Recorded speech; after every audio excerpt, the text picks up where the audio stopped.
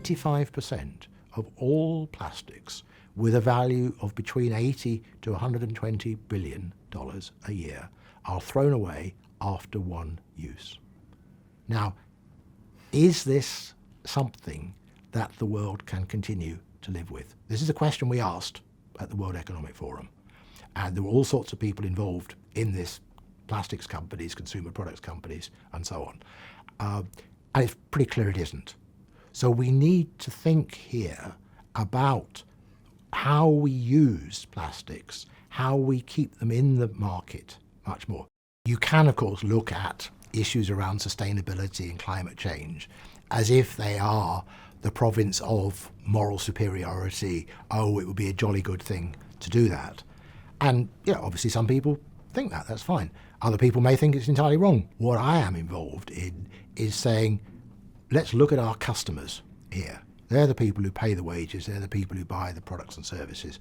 What has happened if we segment this market?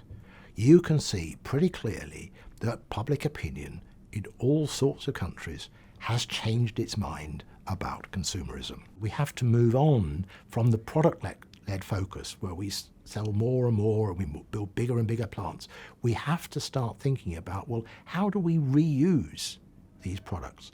Why do we throw away a plastic bag straight away? Why are we making a plastic bag in the first place? We've reached a fork in the road, and we are no longer going down that track of globalization and selling more, and we are now moving towards much more regional businesses based on being service-led.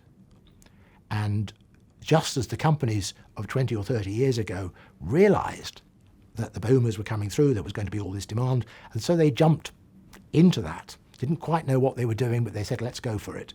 So we're now starting to see companies doing the same thing. We can all see the same pattern here. It's not a secret. The question is whether you have the nerve to do something about it. And we talk about risk, and people normally say, oh, the risk of doing something new is very high.